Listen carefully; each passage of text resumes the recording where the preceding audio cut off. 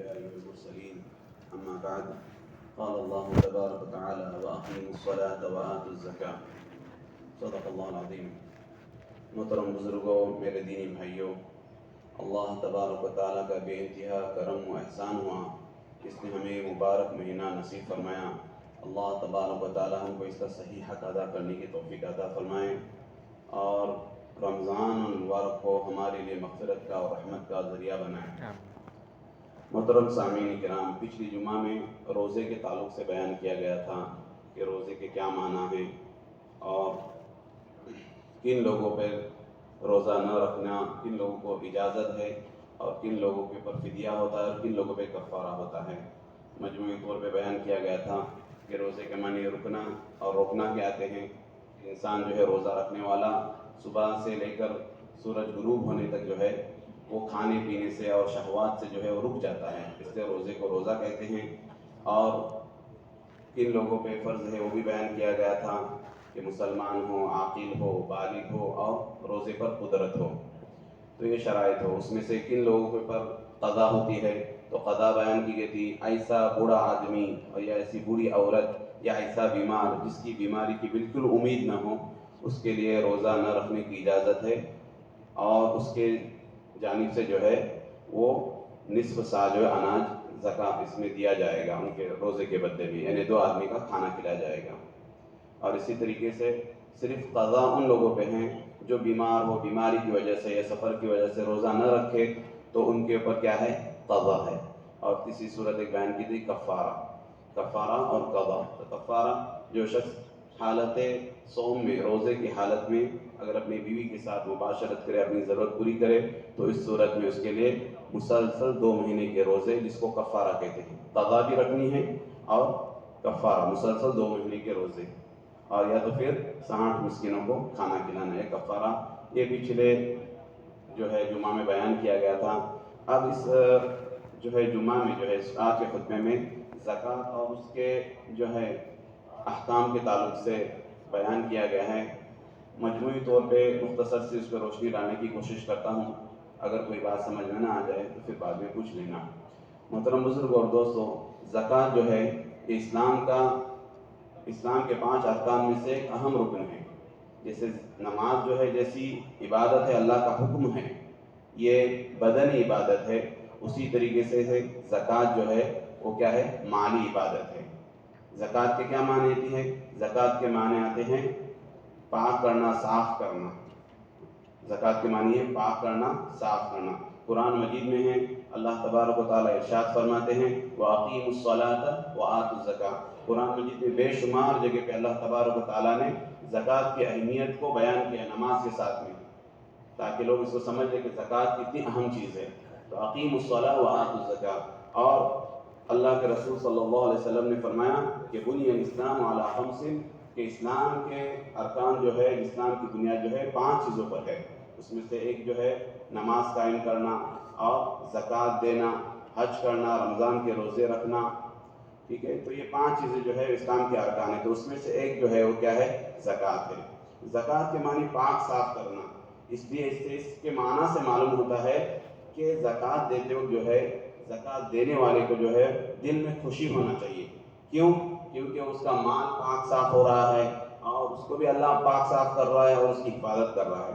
مثال کے طور پہ علماء بیان فرماتے ہیں کہ اگر تمہارے کپڑے گندے ہو جائے یا تمہارے بدن تمہارا گندا ہو جائے اور تم غسل کرو، پاک صاف ہو جاؤ، تو تمہیں اندر سے خوشی ہوگی یا غم ہوگا؟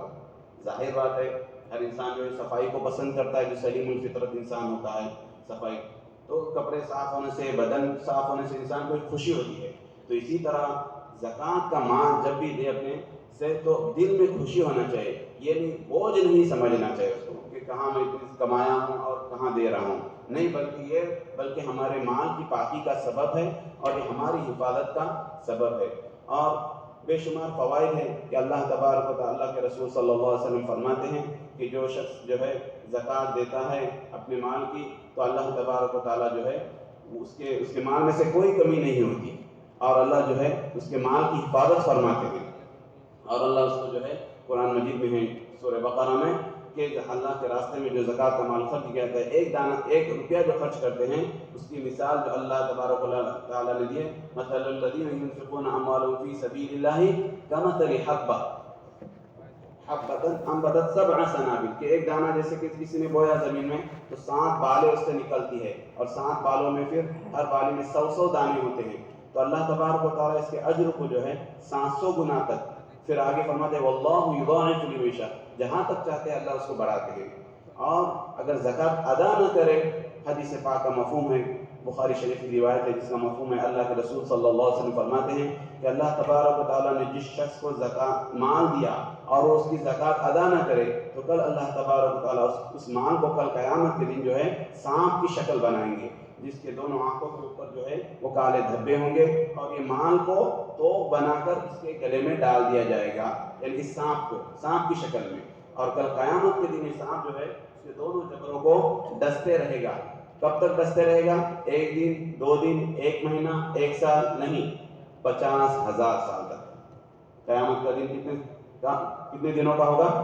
50,000 سنہ، تو 50,000 سال تک۔ اس کے بعد پھر جو فیصلہ ہوگا جنت کا یا جہنم، اس کے بعد کا مسئلہ ہے، لیکن قیامت کے دن یہ عذاب اس کو ہونا ہے۔ اللہ تبارک و تعالی ہم تمام کو جو ہے زکوٰۃ صحیح ادا کرنے کی توفیق عطا فرمائے۔ اسی طریقے سے بہت ساری وعید ہیں، قرآن مجید میں خود اللہ تبارک و تعالیٰ ارشاد فرماتے ہیں والذین یکنزون الذهب والفضة ولا ينفقونها في سبیل اللہ فبشرهم بعذاب علیم، جو لوگ سونا چاندی کو جمع کرتے ہیں، ذخیرہ کر کے رکھتے ہیں اور اس کی زکوٰۃ نہیں نکالتے ہیں، فبشرهم بعذاب علیم، تو ان کو دردناک عذاب کی خوشخبری دے دو۔ خوشخبری تو اچھی چیز کی دی جاتی ہے، لیکن یہ ان کی تکلیف میں اضافہ کرنے کے لیے ان کو خوشخبری ہے دردناک عذاب کی، کہ اللہ تبارک و تعالیٰ نے تم کو مال دیا، تم کو صحت دی۔ قارون اسی وجہ سے اسی بھرم میں تھا کہ بھائی میں کیوں زکوٰۃ نکالوں، اس کے خزانے سمیت اللہ نے زمین میں دفن کر دیا، اور کیا کہہ رہا تھا، میں کیوں زکوٰۃ نکالوں، میں خود کما رہا ہوں، میں اپنی صلاحیت سے، میرے اندر آنٹ ہے، میرے اندر گٹس ہے، میں کما رہا ہوں۔ وہ نہیں سمجھ رہا تھا کہ اللہ تبارک و تعالیٰ نے مجھے دماغ اللہ نے دیا ہے، جو سوچتا ہے مجھے ہاتھ پاؤں میں قوت کس نے دی؟ اللہ نے دی، جس کی وجہ سے میں کما رہا ہوں۔ تو اس میں اللہ نے جو مال جو دیا ہے اس میں اللہ کا حق ہے، اور کتنا حق ہے ہر اختلاف سے اس بات میں انشاءاللہ آگے آتا ہوں۔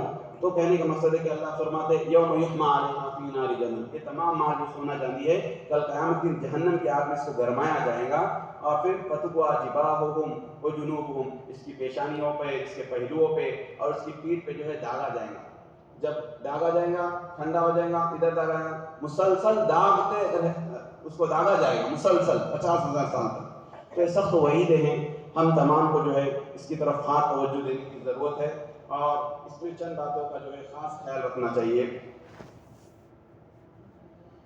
سب سے پہلے زکوٰۃ کے جو بنیادی مسائل ہے کہ زکوٰۃ کن لوگوں پر واجب ہے، تو زکوٰۃ جو ہے اب اس میں اختلاف ہے، یہاں پر جو زیادہ تر مجمع میں دیکھتا ہوں کہ وہ احناف کا ہے، مسلک دولہ شوافی کے نزدیک جو ہے مسائل کچھ اور ہے، حنفیوں کے مسائل کچھ اور ہے، اس سے بہتر ہے کہ اپنے مسلک کے معتبر علماء سے جو ہے اپنے مسائل کو پوچھا کرے۔ میں چند باتوں کی طرف اشارہ کرتے ہوئے گزرتا ہوں، اگر کسی کو کچھ اشکال ہو تو بعد میں پوچھ لے یا پھر اپنے مسلک کے علماء سے پوچھ لے۔ سب سے پہلے کن لوگوں پر زکوٰۃ فرض ہے، تو مسلمان ہونا، ٹھیک ہے، عاقل ہونا، بالغ ہونا، اور سال کا گزر جانا۔ اب اس میں دیکھیں مسلمان ہونا، مسلمان جو ہے اس پر زکوٰۃ فرض ہوگی۔ پہلی شرط مسلمان، اگر کوئی شخص کافر سے اسلام لے آیا آج اور اس کے بعد بہت سارا مال تھا تو اس کے پر گزرے ہوئے مال کی زکوٰۃ واجب نہیں۔ اب اس نے اسلام لایا، آج لایا مثال کے طور پہ رمضان میں، تو اب آئندہ رمضان سال گزرنے تک جو ہے اس کا مال پہ جب سال گزر جائے